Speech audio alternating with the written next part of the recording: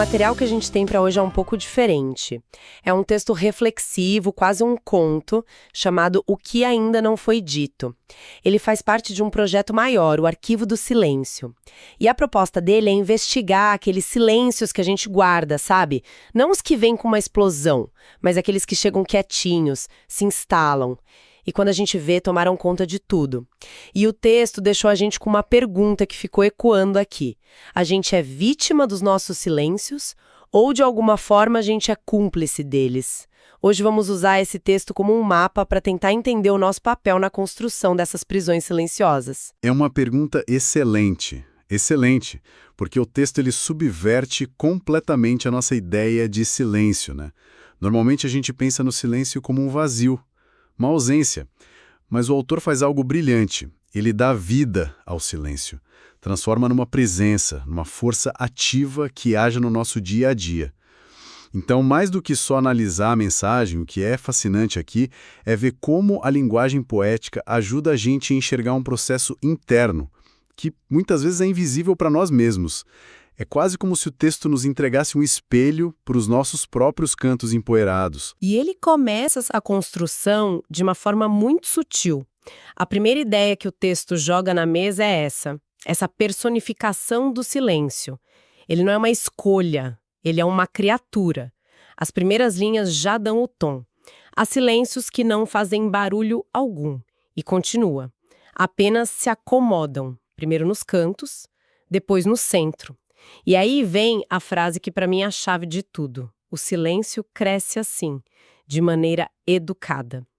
Dar ao silêncio essa característica educado muda tudo. Não é um invasor, né? É um convidado que a gente deixou entrar e que, por ser tão discreto, a gente esquece que está ali. Essa escolha da palavra educado, nossa, é genial, porque a educação pressupõe uma certa cumplicidade, um acordo. Ninguém força a porta. Essa entidade se acomoda porque a gente dá espaço. E o texto mostra como isso acontece.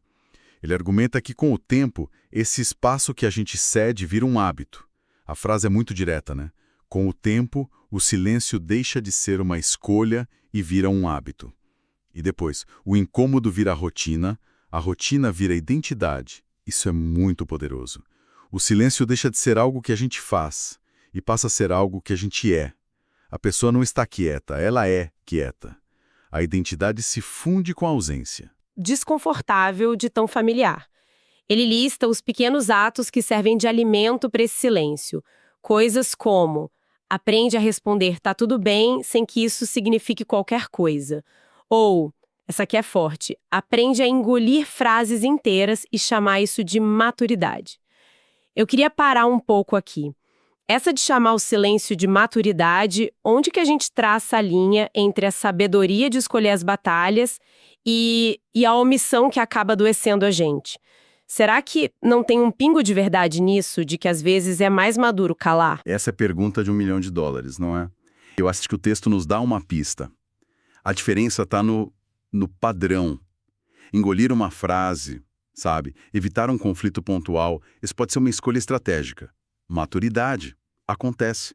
Mas quando isso se torna a regra, o mecanismo padrão para lidar com qualquer desconforto, aí já não é mais uma escolha. Vira uma condição crônica. A maturidade é uma decisão que você toma. O silêncio hábito que o texto descreve é uma prisão que você se acostuma a decorar. E ele continua com os exemplos. Quando escreve uma mensagem e apaga, quando decide que não vale a pena explicar. Cada um desses atos é um tijolinho. Isso que você falou do padrão me lembrou de um conceito da teoria da comunicação, o chilling effect, o efeito inibidor. A ideia de que, numa relação, a gente para de tocar em certos assuntos por medo da reação do outro. É como se o ambiente ficasse frio para certos temas. Será que esses pequenos silêncios não são o começo desse processo, mas de uma forma autoimposta? Exatamente, é o chilling effect autoimposto. A gente nem espera a reação do outro. A gente antecipa o conflito, o cansaço, o trabalho que vai dar a explicar e silencia a si mesmo preventivamente. O texto chama isso de preferir o cansaço à discussão. A teoria chama de evitamento. O resultado é o mesmo. O campo de assuntos que podem ser discutidos vai encolhendo, a comunicação vai ficando superficial, até que só sobram as banalidades.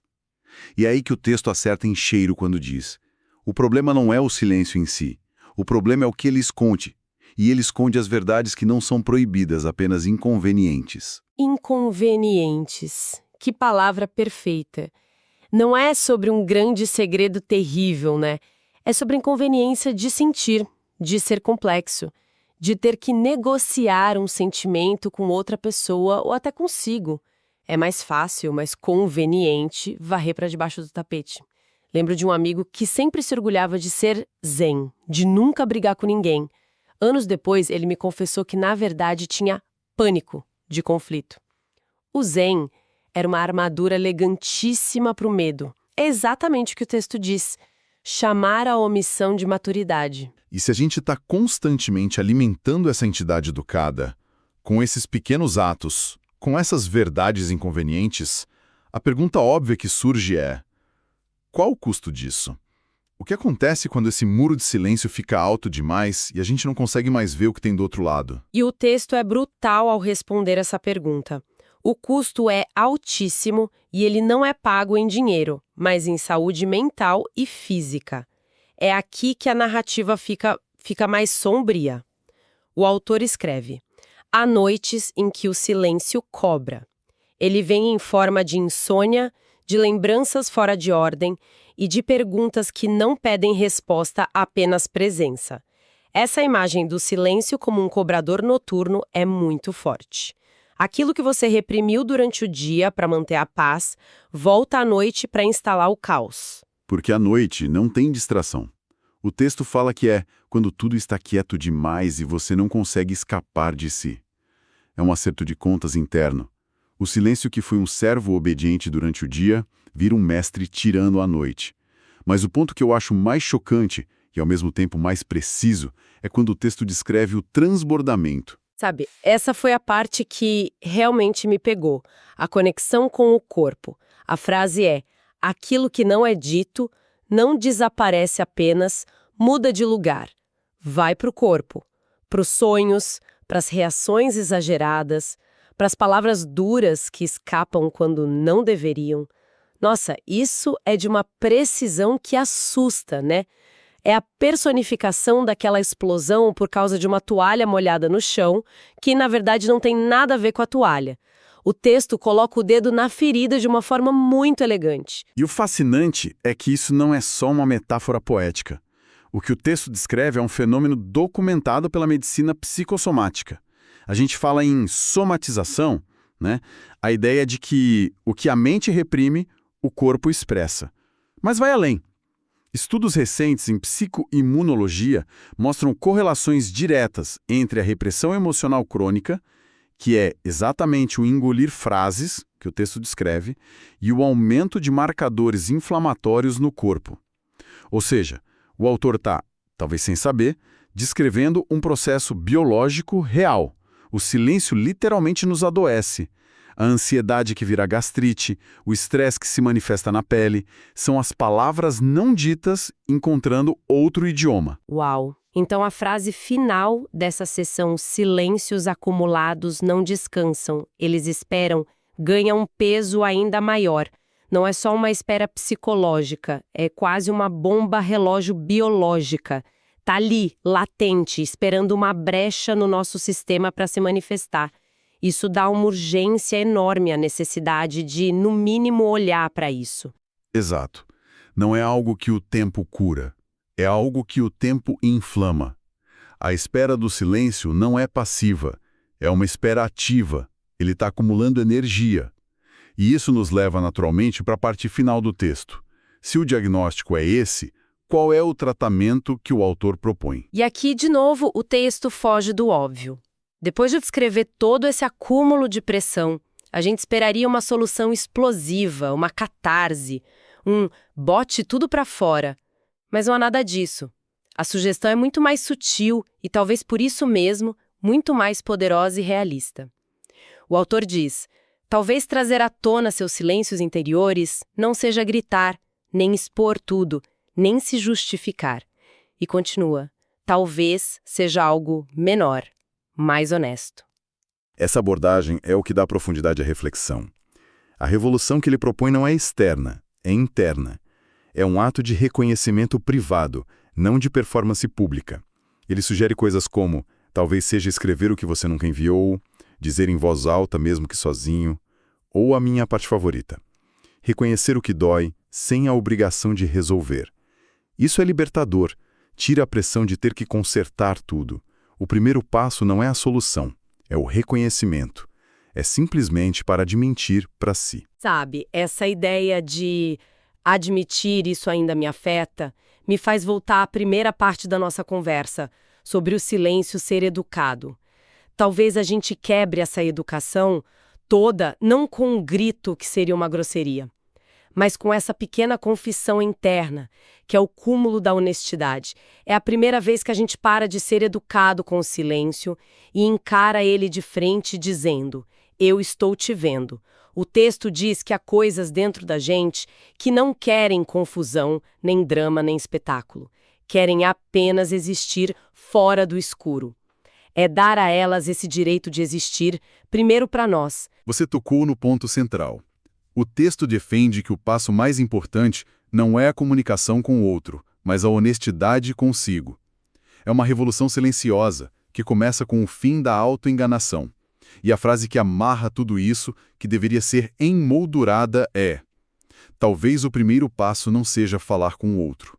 Talvez seja parar de fingir que está tudo quieto aí dentro. É um chamado radical à autenticidade interna. Antes de qualquer diálogo externo, precisa haver um monólogo honesto. Então, no fim das contas, a jornada que esse texto propõe é a de reconhecer o silêncio como esse inquilino educado que virou dono da casa. Entender que a gente o alimenta com nossas conveniências diárias. Sentir o preço que ele cobra no nosso corpo e na nossa mente.